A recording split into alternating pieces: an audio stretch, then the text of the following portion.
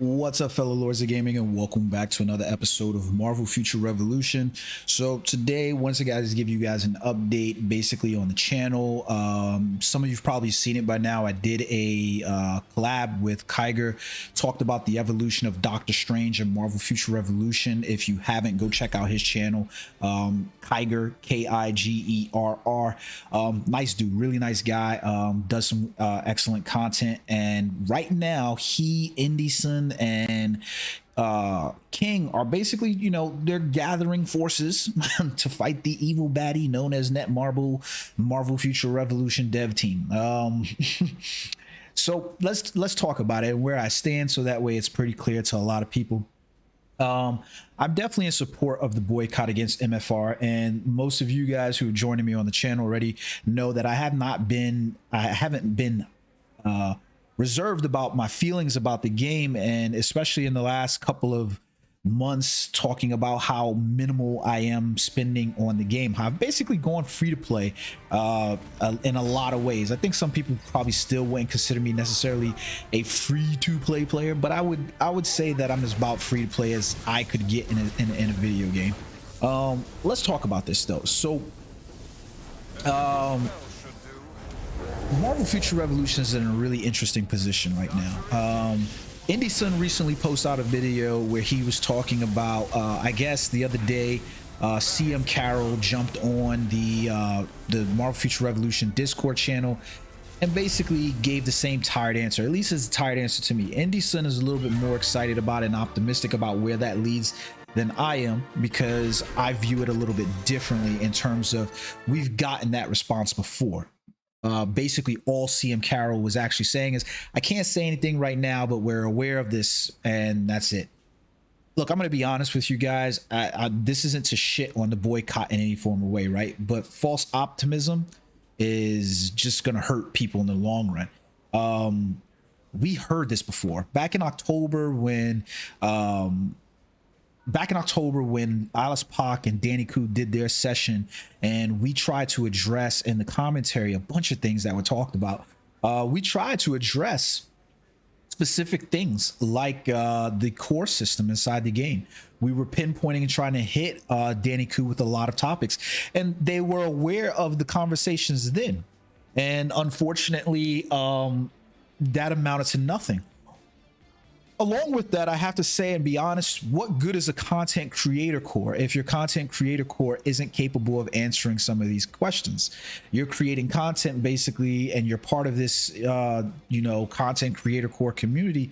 And clearly most of those guys are probably not going to be able to jump out and make statements to support this boycott. But here goes the truth of the matter. There's been no real communication because we've heard this similar answer before. So now let's jump on to some of the things that I think Kiger and those guys have. I enjoy the fact that they've put out a mission statement in terms of what they want to see from a boycott, and you can't shit on that, right? Because I've literally been saying the same thing over and over again on this channel, and I've even offered some solutions in previous videos. I've said that this Marvel Mall needs to be redone. The Marvel Mall right now as it exists is a pay-to-win scenario. It doesn't help. Go back and watch any of my previous videos and you'll hear me talk about this. Even when we did a review of these bundles that was in here, I essentially said these are good bundles, these are bad bundles, these are how you could change these bundles in order to make them facilitate better. These are things that we could do, like the bundle package that we have over here where you can buy 10,000 crystals, for $89.99 should be the standard. The bundles where you have the 5,000 crystals should be the standard. These should be the standard. These right down here for the charge rates that you would normally buy, these should not be the standards. These are raping you over the coals. I've given you the explanation about how this shop affects. I've literally said to you guys, look at this Hulk summon bundle. We're talking about $44.99 in order to purchase 10 Hulk bios and the RNG chance, because these crystals and these companion summon tickets don't matter if it's so layered with RNG inside the gacha shop. And gacha shops are always like that. You know what I mean? They're always going to be gacha shops, but there shouldn't be so much RNG put into them and trying to make it seem like this is the value here, because a viable value to say I'm going to spend $50 and basically I know the only thing that I'm spending $50 on that I'm getting is 10 companion Hulk shards. The crystals and the companion summon tickets, those basically don't amount to anything because there's nothing to purchase in the shop that is purchased outright except for RNG chances at things. Like, so I may end up with nothing that is going to realistically help me out in the game. So I really feel like that's something that needs to be addressed overall. One of the things that they also hinted on inside the shop, and I agree with this, is that the daily rewards for players aren't great. That's the truth of the matter. They're not great. Like if I look at the log and event rewards where they've now basically made it so that training time tickets are something good, I have my feelings about training time. I told you guys even my problems with it. I told you my solutions for it. I said the training ground should not exist. This should be something that's done in the normal world. We're already grinding the normal world for costume fragments and then doing spec ops to get sin particles, so that way we can have these relatively low chances at getting tens of thousands of costumes that are needed to just get one piece of the costume to 6-star, not to nano fuse it, but to 1. And they have this thought process that they can basically sell us and monetize us leveling characters from 113 to 120, which is the current in-game cap, and it just doesn't work. Now, I'm not going to sit here and tell you that these rewards are necessarily bad and they're terrible rewards. You know, you're getting an alpha companion shard box and you're getting the alpha supply box and you're hoping that you're going to get it, but I've pointed out to you guys before, you know what this is going to be. So the monthly check-in rewards, you know, yeah, you basically end up with about 500 crystals in a month and a 5-star costume and a 4-star costume at this point now. Are those reward goods? Do you want to see these because you're getting 1-star costumes from these boxes? You know that you're not getting really good crystals from these boxes. You know that. So are these rewards bad? No, but could they be better for what we're expected to do inside this game? The amount of time invested in it? Yeah, they could be better. Then we talk about something like going back to the core system. The RNG nature of a lot of things that are dealt with inside this game is at the core of why it's foundationally not doing well. And if you don't understand what I mean by that, it's foundationally not doing well, then you can look at the net marbles earnings over the past Q3 into Q4 of 2021 and rolling into Q1 at this point. King did a video, and you can go check his out, where he showed there's currently a downward trend on the money spent across both the Apple iOS platform and the Google Android platform. So in a sense, we're looking at where a game started out about 6-7 months ago and it was earning about $18 to $30 million within, you know, a matter of months, is now basically barely scratching the surface of $1 million. And $1 million isn't nothing to shit on at all. You know, it's enough to probably sustain some form of development team around the game, but it's not probably enough to get us to where we want the game to be. That's just the truth of the matter, right? So it goes hand in hand though with the cash shop. You're going to have players who are going to jump in and drop money because whales are going to be whales, and you're not going to stop a whale from whaling. That's just the truth of the matter. But the fact of the matter still remains is that you're basically looking at characters, looking at things, and you're looking at the way the game, it looks like, is headed. And they're basically trying to change the game now into what amounts to a toon collector.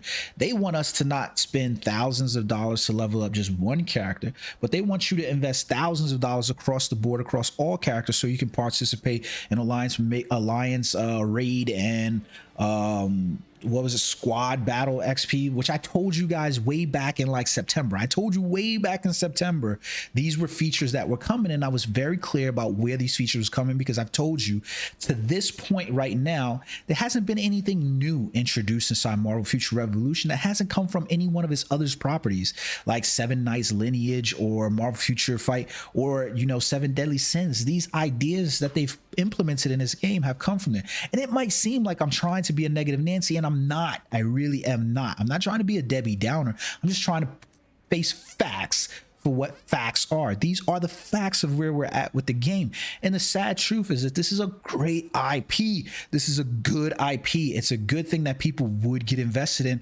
if you invest in them. It's just a matter of, you know, I hate to say this, but it's like at one point I remember Marvel Future Fight, a bunch of the players were like on the cusp of boycotting that game. They went and flipped some of the changes and stuff like that for items that they were selling inside the shop, players got excited about it, and I think they spent more money in that month than at any other point, because if it's available at a certain price point, then a lot of players are going to probably jump on for those price points. That's just the truth of the matter, you know what I mean? It just is. So overall, to say these things, right, I think that there's a lot of things that are really good inside Kiger, King, and Indison's mission statements. It's a matter of whether or not you're going to get people to jump on board. And my point is that I'm definitely on board. So if there's doubts, there's questions, I'm on board. I've been yelling this stuff from the loudest rooftop with solutions. I've given you guys, you know, my information about that stuff, or my feelings about that, for the better part of, you know, 6-7 months since this game has come out. I haven't, you know, changed that in any shape, form, or way. It's still the same.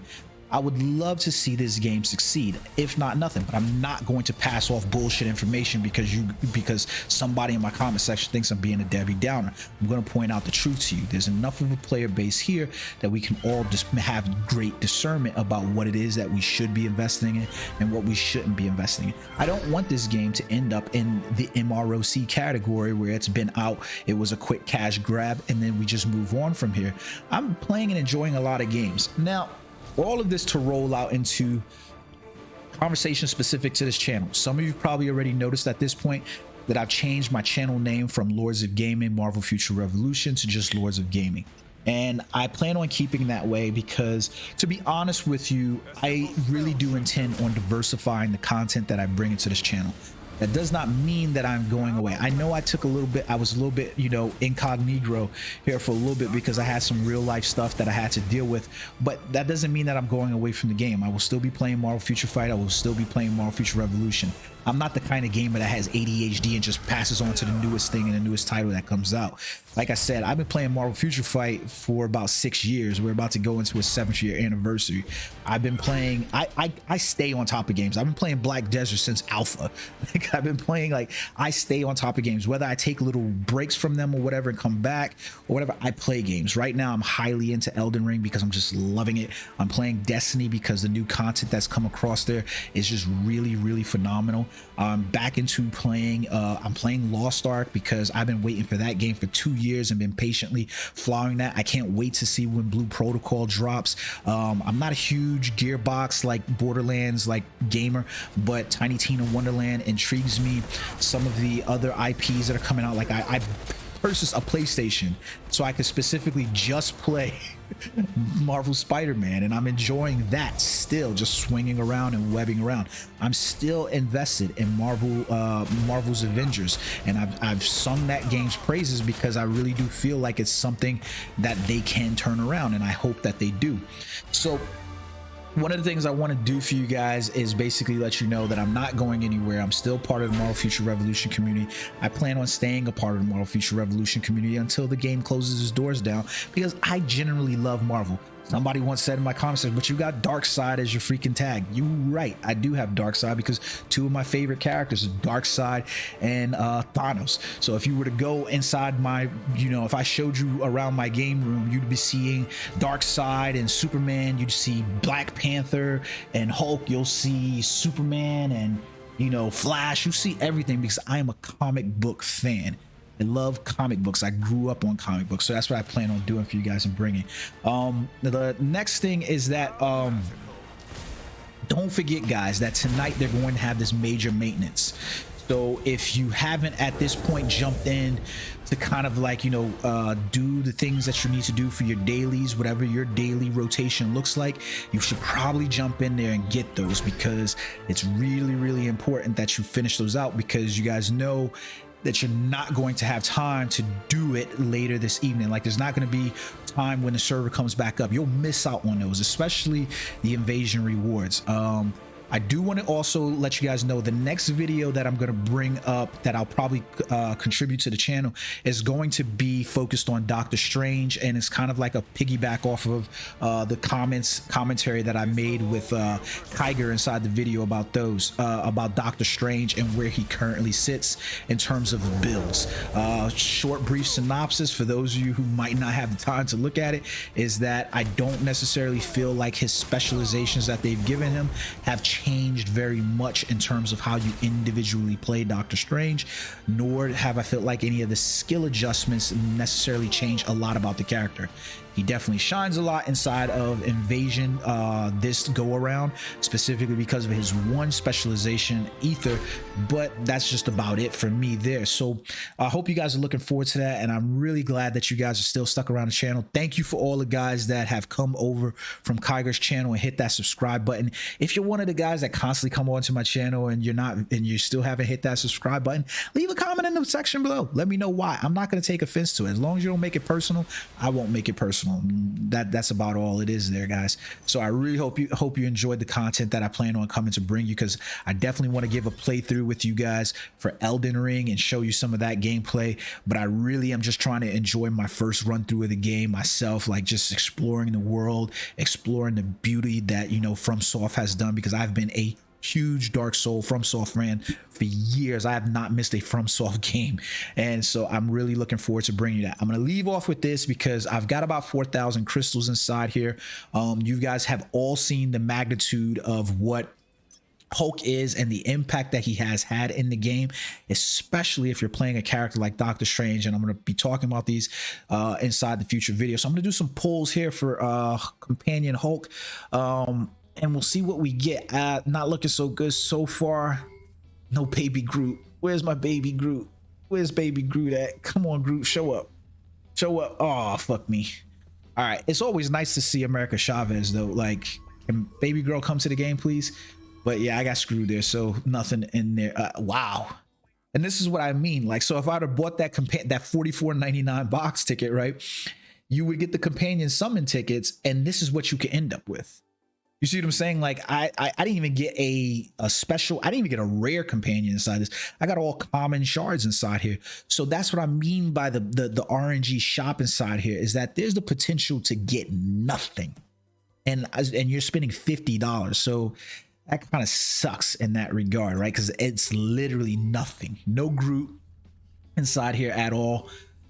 So this is not looking so good either. I really need to level up, you know, Hulk. He's really important if you plan on playing any PvP at this point, Omega War or anything aside. So nothing in this one either. So this is what I'm essentially talking about with the game, right? Inside, one of the things that needs to be changed is the RNG foundations of the game and how much it is cost as an entry point to the game. Because going inside there, you basically pay $50 and you get 10 Hulk companion shards, and you can see it in the pudding right here, because I spent 2,000 crystals in the shop, and I basically ended up with, I think he's a special companion, and I get, no, he's not even a special companion, he's a rare companion. So I got out of this, I did get, you know, I can't complain too much, these are rare companion shards, but you saw the previous one, it wasn't really anything to write home about, you know what I mean? So sucks that I didn't get any of the companion shards for Hulk. He's definitely the odds-on favorite for the best companion in the game right now if you're playing anything PvP related, and the majority of our content is. So there's that. I hope you guys enjoyed the video. Until next time, peace.